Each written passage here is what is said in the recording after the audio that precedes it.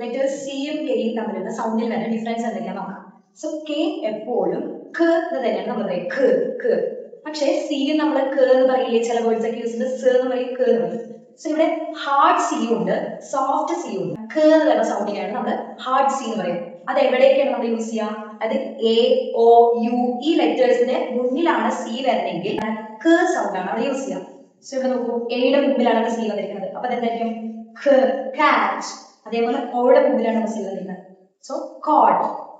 യുവിന്റെ മുമ്പിലാണ് അവിടെ സി വന്നിരിക്കുന്നത്, so cup. Next soft C. Soft സിക്കാണ് സ് എന്നുള്ള സൗണ്ട് വരുന്നത്. അതായത് ഇ ഐ വൈ എന്ന ലെറ്റേഴ്സിന് മുന്നിലായിട്ടാണ് സി വരുന്നതെന്നുണ്ടെങ്കിൽ അവിടുത്തെ സൗണ്ട് എന്തായിരിക്കും? സ്. അപ്പൊ ഇവിടെ നോക്കൂ, ഐ എന്നുള്ള ലെറ്ററിന്റെ മുന്നിലാണ് സി വന്നിരിക്കുന്നത്. അപ്പൊ നമ്മൾ ഐ എന്നുള്ള ലെറ്ററിന് മുന്നിൽ സി വന്ന സൗണ്ട് ആണ് സിറ്റി. അതേപോലെ ഇയുടെ മുന്നിൽ സി വന്നു, അപ്പൊ എന്തൊരു? സെൻഡ്. അതേപോലെ വൈയുടെ മുന്നിൽ സി വന്നു, വൈ, അപ്പൊ എന്തൊരു? സൈക്കിൾ. അപ്പൊ ഇതാണ് സിയും കെയും തമ്മിലുള്ള സൗണ്ടുകളുടെ